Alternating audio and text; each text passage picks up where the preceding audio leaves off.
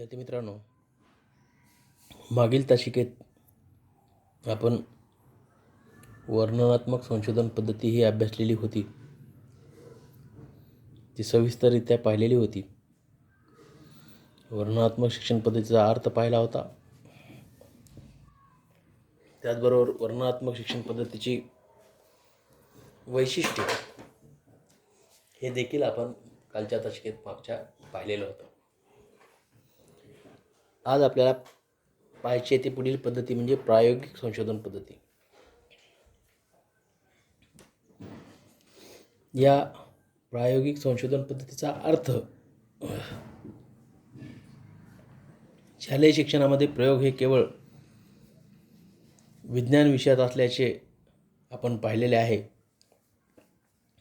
परंतु विज्ञानाप्रमाणेच सामाजिक शास्त्रातही प्रयोग केले जातात. शिक्षण क्षेत्र हे सामाजिक शास्त्र आहे आणि शिक्षणशास्त्रामध्ये देखील विद्यार्थ्याच्या दृष्टिकोनातून काही प्रयोग राबवले जात असतात.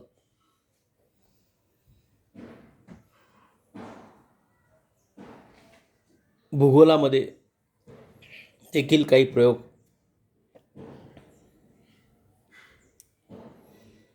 केले जात असतात. म्हणून प्रयोग हे फक्त विज्ञानापुरतं मर्यादित नसून अनेक सामाजिक शास्त्रामध्येही त्याचा उपयोग होत असतो आणि प्रयोगाची मदत शास्त्राला होत असते. शिक्षण क्षेत्रामधील अध्यापनाची प्रक्रिया, मानवी बुद्धीचे स्वरूप, प्रकार, स्मरणशक्ती, अभ्यास पद्धती अशा विविध बाबींचा अभ्यास हा प्रायोगिक पद्धतीच्या आधारे केला जातो. अशा प्रायोगिक अभ्यासात निरीक्षणे घेतली जातात. त्याचबरोबर कार्यकारण भाव त्याचा तपासला जातो. विशिष्ट प्रकारचे उपक्रम राबवले जातात. त्या उपक्रमांची परिणामकारकता तपासली जाते. वेगवेगळ्या पद्धतींचा तुलनात्मक अभ्यास केला जातो आणि या सर्वांच्या आधारे निष्कर्ष काढले जातात.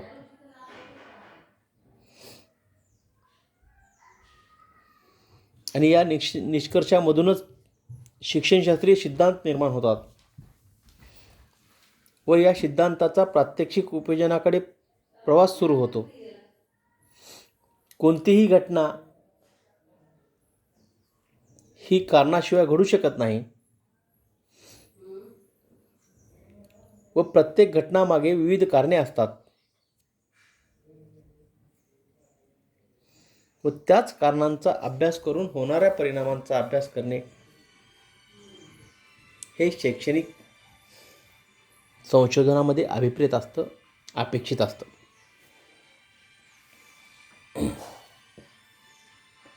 विद्यार्थी मित्रांनो, असाच अभ्यास शिक्षणशास्त्रामध्ये केला जात असतो. त्यामध्ये अध्ययन प्रक्रिया असेल, मानवी बुद्धीचे स्वरूप, प्रकार, स्मरणशक्ती, अभ्यास पद्धती अशा विविध बाबींचा अभ्यास प्रायोगिक पद्धतीच्या आधारे केला जातो व या प्रायोगिक अभ्यासात निरीक्षणे घेतली जातात. त्याचा कार्यकारण भाव काय आहे ते तपासला जात असतो. कार्यकारण भाव म्हणजे त्याचा एकमेकाशी काय संबंध आहे हा पाहिला जात असतो व त्या उपक्रमाची परिणामकारकता तपासली जात असते. त्याचा काय परिणाम होतो, किती परिणाम झाला आहे हे त्याच्यामध्ये चेक केलं जात असतं व वेगवेगळ्या पद्धतीचा तुलनात्मक त्यामध्ये अभ्यास केला जातो आणि या सर्वांच्या आधारे त्याचे निष्कर्ष काढले जात असतात.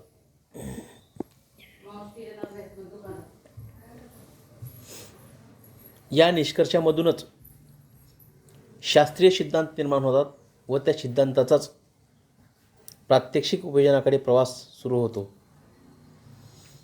कोणतीही घटना कारणाशिवाय घडू शकत नाही आणि मग ती घटना का घडली, ती घटना घडण्यामागचे कारणं काय आहेत हे तपासले जातात, त्याचा अभ्यास केला जातो आणि या अभ्यासातूनच शैक्षणिक संशोधन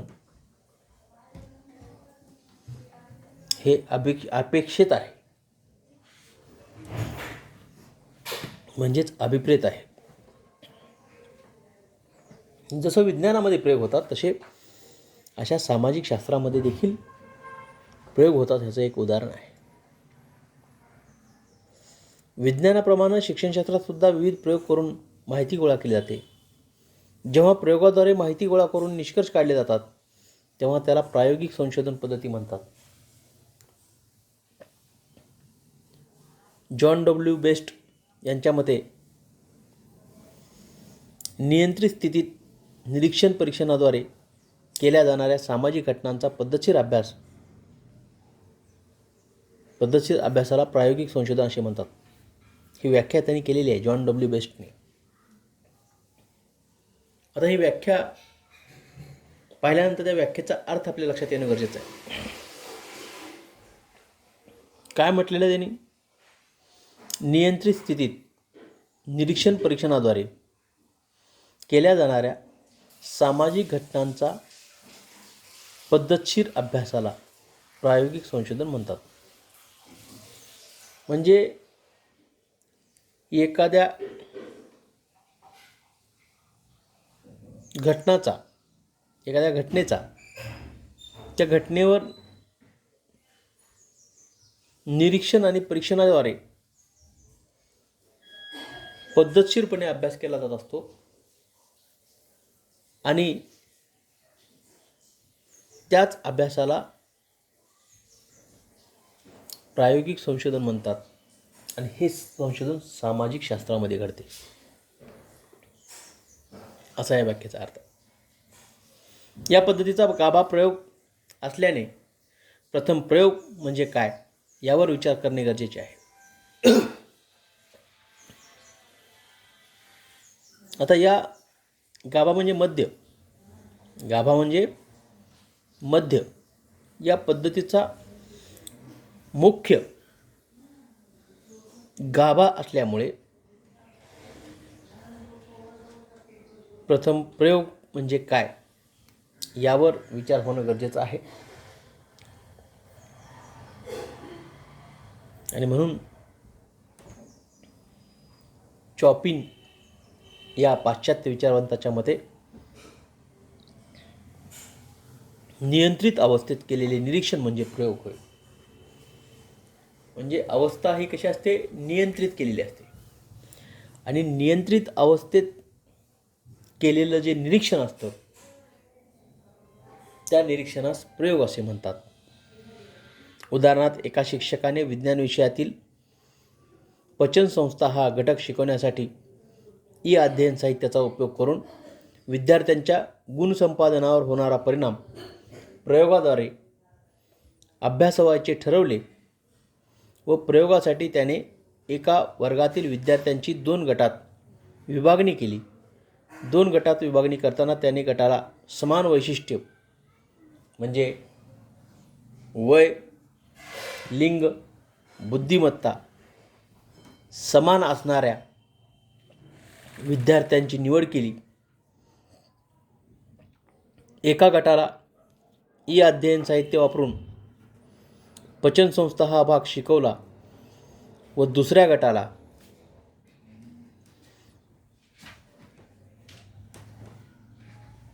तोच घटक पारंपरिक पद्धतीने शिकवला. या प्रयोगाच्या शेवटी संपादन कसोटीच्या सहाय्याने गुण संपादनुकीचा बाबतीत दोन्ही वर्गाचे मापन केले व निष्कर्ष काढले. या प्रयोगात ज्या गटाला अध्ययन साहित्याचा वापर करून शिकवण्यात आले तो प्रायोगिक गट असून ज्या गटात पारंपरिक पद्धतीने शिकवण्यात आले तो नियंत्रित गट होय. म्हणजे हा प्रयोग केलेला आहे. तो प्रयोग कसा केला हे आपल्याला सांगितलेलं आहे. म्हणजे प्रयोगासाठी एका वर्गातीलच विद्यार्थ्यांची 2 गटामध्ये विभागणी केली गेली.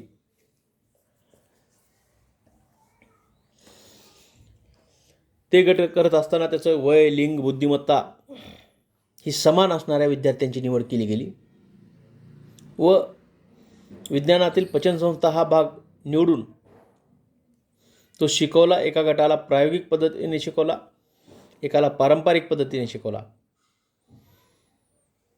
आणि प्रयोगाच्या शेवटी संपादक कसोटीच्या सहाय्याने त्याने संपादित कसोट्याचा वापर करून दोन्ही गटाचं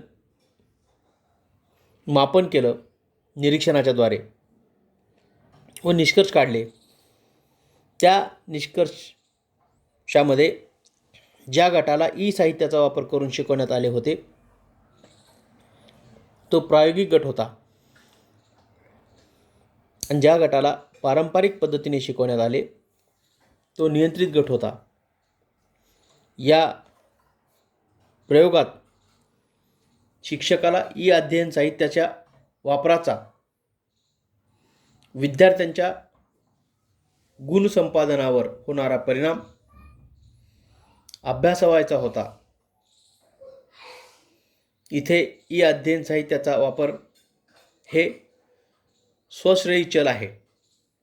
कसं चल आहे? ई अध्ययन साहित्याचा वापर करणं हे स्वआश्रयी चल असून विद्यार्थ्याचे गुण संपादन हे आश्रयी चल आहे. संशोधनामध्ये ह्या चलालाही फार महत्त्व आहे. 2 प्रकारचे चल आहेत, स्वाश्रयी चल आणि आश्रयी चल. यामध्ये स्वाश्रयी चल काय सांगितलेलं आहे? शिक्षकाला ई अध्ययन साहित्याचा वापर करून विद्यार्थ्याला जे गुण संपादन होणारा परिणाम अभ्यासाचे होतात, इथे ई अध्ययन साहित्याचा वापर हे स्वाश्रयी चल सांगितलेलं आहे. व विद्यार्थ्याचे गुण संपादन हे आश्रयी चल आहे. या दोन्ही चलाचा वापर करून त्याने ज्या घटकाचा परिणाम अभ्यासला जातो त्या घटकाला स्वाश्रयी चल म्हटले जाते. या चलामध्ये हे वाक्य फार महत्त्वाचं आहे. ज्या घटकाचा परिणाम अभ्यासला जातो त्या घटकाला स्वाश्रयी चल म्हटले जाते आणि या चलात प्रयोग करणारा हेतू परस्पर बदल करून त्या बदलाचा होणारा परिणाम अभ्यासतो व त्या बदलाचा ज्या घटकावर परिणाम अभ्यासला जातो त्या बदलाचा ज्या घटकावर होणारा परिणाम अभ्यासला जातो त्या घटकाला आश्रयी चल म्हणायचं. म्हणजे आश्रयी चल हे ज्याचा परिणाम एकाची मदत घेऊन दुसऱ्याला होत असतो त्याला आश्रयी चल म्हणायचं. आणि स्वाश्रयी चल म्हणजे ज्याचा परिणाम डायरेक्ट होत असतो त्याला स्वाश्रयी चल म्हणायचं. हे तुम्हाला आधी समजणं गरजेचं. म्हणजे ज्या घटकाचा परिणाम त्याच घटकाला उपयोगी होतो त्याला स्वाश्रयी चल म्हणायचं. आणि एखाद्या घटकाचा परिणाम होण्यासाठी दुसऱ्या घटकाची मदत होऊन त्याला तो परिणाम होतो त्याला आश्रयी चल म्हणायचं. आणि ह्या दोन्ही चलाचा यामध्ये उपयोग होत असतो. आपल्याला इथे विचारलेलं आहे,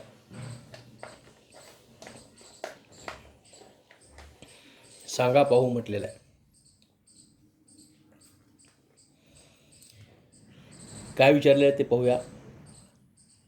एका संशोधकाने समान वैशिष्ट्य असलेल्या विद्यार्थ्यांचे अ आणि ब असे 2 गट घेऊन अ गटाला प्रायोगिक दिग्दर्शन पद्धतीने तर एका ब गटाला पारंपरिक पद्धतीने कार्बन डायऑक्साईडचे गुणधर्म शिकवले. प्रयोगाच्या शेवटी संपादन कसोटीच्या साहाय्याने गुणसंपादनुकीचा बाबतीत दोन्ही वर्गाचे मापन केले व निष्कर्ष काढले. या उदाहरणात नियंत्रित गट कोणता व प्रायोगिक गट कोणता, म्हणजेच स्वाश्रयी चल कोणते आणि आश्रयी चल कोणते ते सांगा म्हणून तुम्हाला विचारलेलं आहे.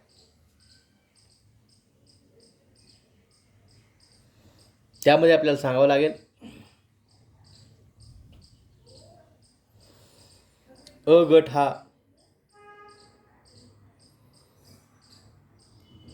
प्रयोग दिग्दर्शन पद्धतीने तर ब गट हा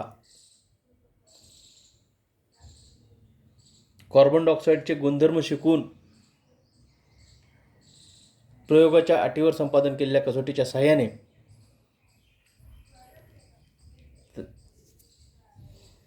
गुणसंपादनाच्या बाबतीत दोन्ही वर्गाचे मापन केलेलं आहे. तर ब गट हा स्वाश्रयी म्हणून सांगावं लागेल. अ गट हा स्वाश्रयी गट सांगावा लागेल.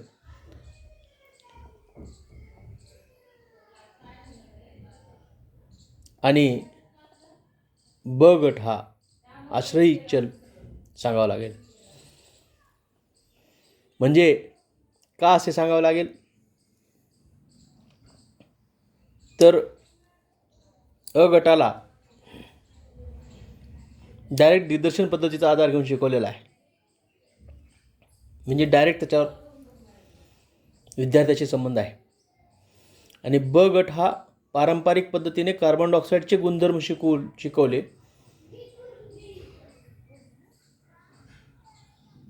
म्हणजे हा आश्रयी चल यामध्ये सांगावं लागेल.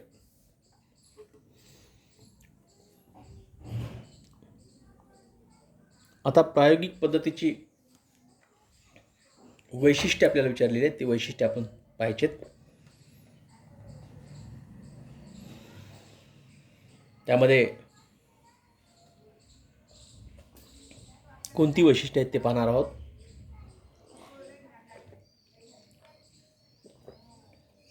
प्रायोगिक संशोधन पद्धती ही वैज्ञानिक व तर्कसंगत स्वरूपाची असते.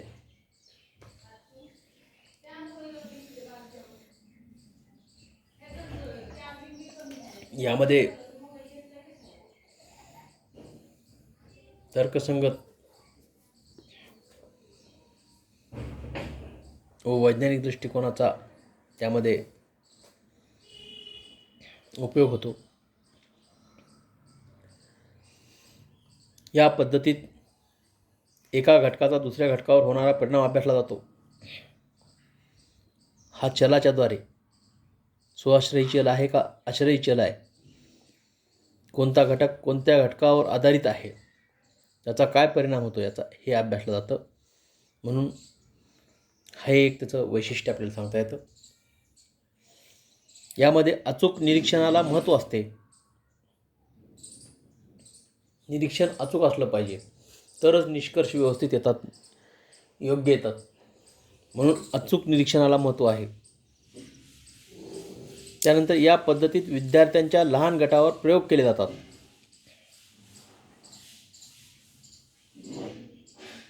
विद्यार्थ्यांच्या लहान गटावर प्रयोग केले जातात. म्हणजे एका वर्गातले काही मुलं निवडून त्या गटावर यामध्ये प्रयोग केले जातात. हे एक याचं वैशिष्ट्य आहे.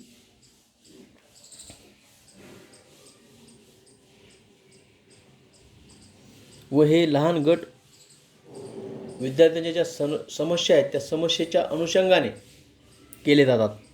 हे एक याचं वैशिष्ट्य आपल्याला सांगता येतं. त्यानंतर प्रायोगिक संशोधन हे वस्तुनिष्ठ, निरीक्षणक्षम, तर्कशुद्ध व पडताळाक्षम असते. वस्तुनिष्ठ, निरीक्षणक्षम, तर्कशुद्ध व पडताळाक्षम असते.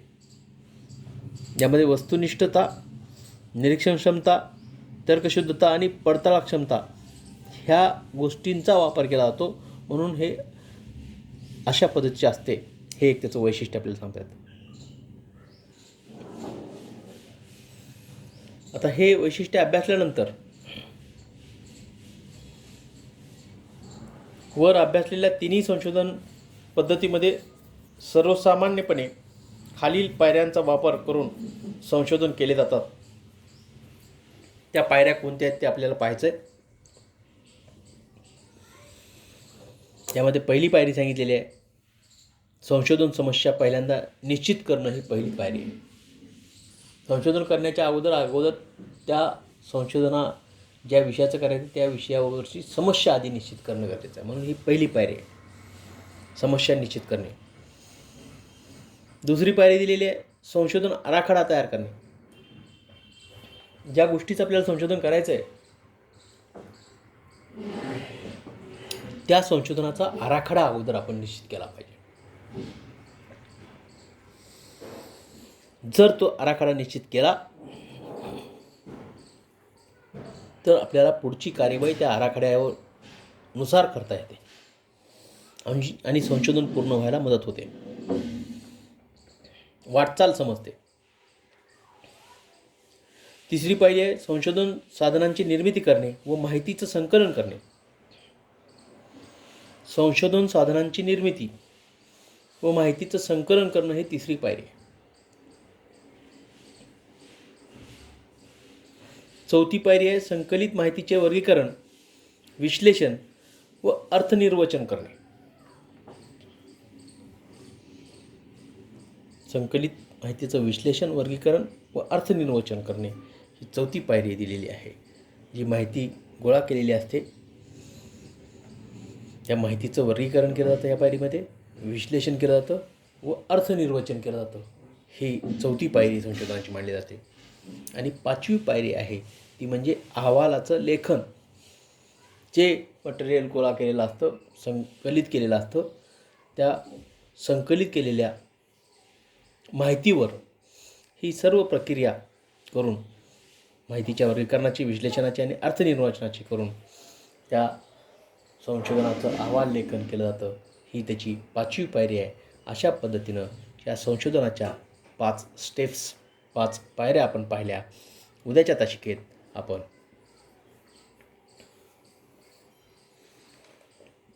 माहिती संकलनाची साधने जी आहेत ती पाहणार आहोत. तत्पूर्वी तुलना करा म्हणून एक तक्ता दाखवलेला आहे तुम्हाला. दिलेल्या माहितीच्या आधारे विविध संशोधन पद्धतीची तुलना करा. त्यात मुद्दे म्हणून एक कॉलम दिलेला आहे. ऐतिहासिक संशोधन पद्धतीचा एक कॉलम आहे, वर्णनात्मक संशोधन पद्धतीचा कॉलम आहे आणि प्रायोगिक संशोधन पद्धतीचा कॉलम आहे. त्यामध्ये समस्या कोणत्या काळाशी संबंधित आहेत हा एक मुद्द्याच्या कॉलममध्ये दिलेला आहे. दुसरा पॉईंट दिलेला आहे, संशोधनाचा हेतू काय आहे. आणि तिसरा कॉलम दिलेला आहे, माहिती संकलनाची साधने कोणती आहेत.